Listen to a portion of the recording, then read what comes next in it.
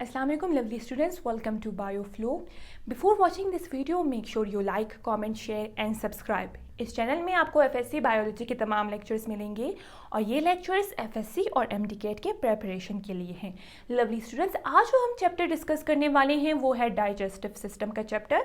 और digestive system का जो चैप्टर है वो बहुत ज़्यादा इंपॉर्टेंट है अगर हम उसको एफएससी के पॉइंट ऑफ व्यू से देखेंगे। और बहुत सारे क्वेश्चंस जो है एमडीकेट में आते हैं डाइजेस्टिव सिस्टम के चैप्टर से। अगर हम डाइजेस्टिव सिस्टम की बात करेंगे कि डाइजेस्टिव सिस्टम है क्या, तो हम कहेंगे कि एक ग्रुप ऑफ ग्लैंड्स हैं, ऑर्गन्स है और स्ट्रक्चर है।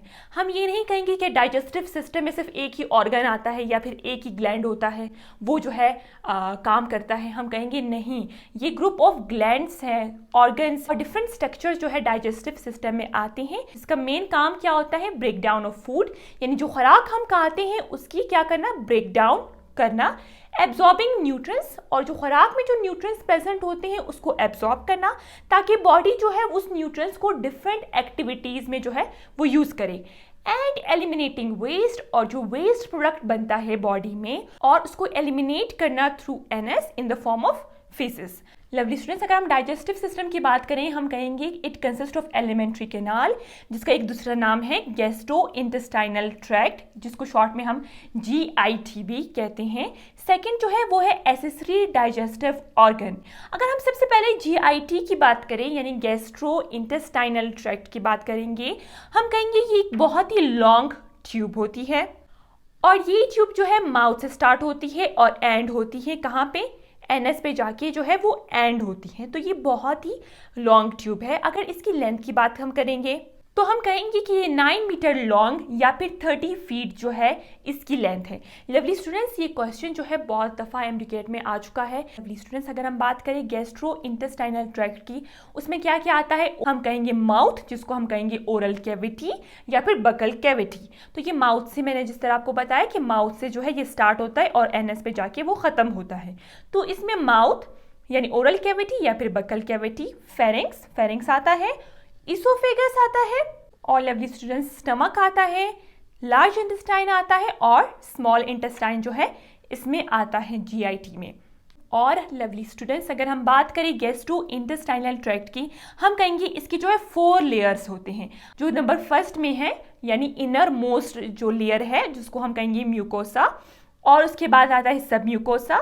थर्ड लेयर जो है वो मिस्क्यूलेरस है और फोर्थ जो है वो सिरोसा है, यानी आउटर मोस्ट लेयर जो है वो सिरोसा है। ये हम आगे डिटेल में डिस्कस करेंगे क्योंकि अभी हम जो है एक इंट्रोडक्शन देख रहे हैं डाइजेस्टिव सिस्टम का।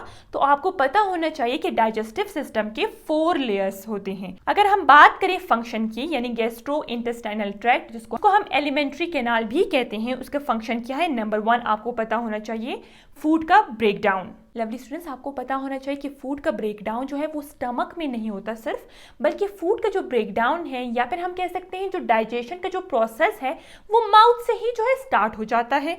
माउथ यानी ओरल कैविटी या बकल कैविटी में जो है डिफरेंट टीथ प्रेजेंट होते हैं और आपको पता है दांतों का काम क्या होता है?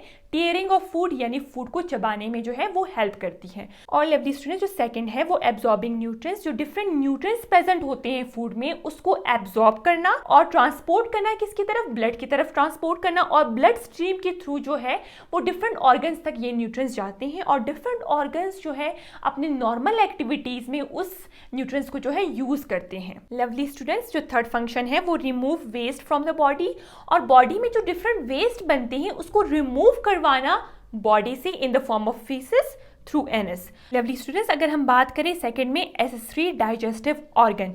Accessory digestive organs are the helpers of digestive organ, यानी ये डाइजेशन के प्रोसेस में क्या करते हैं?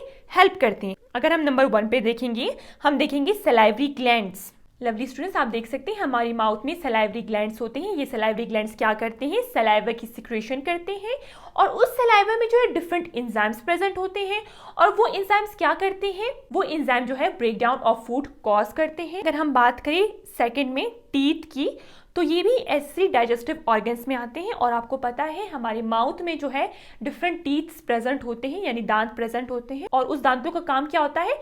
टीयरिंग ऑफ फूड, यानी फूड को चबाने में, खुराक को चबाने में जो है ये हेल्प करती है। थर्ड जो है टंग जो है एक मस्कुलर ऑर्गन है और टंग के ऊपर जो है डिफरेंट टेस्ट बड प्रेजेंट होते हैं और टंग भी जो है हेल्प करती है डाइजेशन के प्रोसेस में। लवली स्टूडेंट्स, थर्ड वन आप देख सकते हैं लिवर। लवली स्टूडेंट्स, आप देख सकते हैं ये लिवर और गाल ब्लैडर जो कुछ ऐसे इंजाइम्स की प्रोडक्शन करते हैं जो क्या करते हैं, स्मॉल इंटेस्टाइन में जाकर जो है डाइजेशन के प्रोसेस में क्या करती है, हेल्प करते हैं। Fourth one is pancreas. Pancreas जो है डिफरेंट इंजाइम की प्रोडक्शन करता है और ये पेनक्रियाज की जो सिक्रेशन है वो जाके स्मॉल इंटेस्टाइन में क्या करती है, डाइजेशन के प्रोसेस में हेल्प करती है, यानी फूड के ब्रेकडाउन में हेल्प करती है। तो लवली स्टूडेंट्स, ये जो था डाइजेस्टिव सिस्टम के इंट्रोडक्शन के बारे में। अगर आपको ये वीडियो पसंद आई तो आपने वीडियो को लाइक ज़रूर करना है और चैनल को सब्सक्राइब करना है।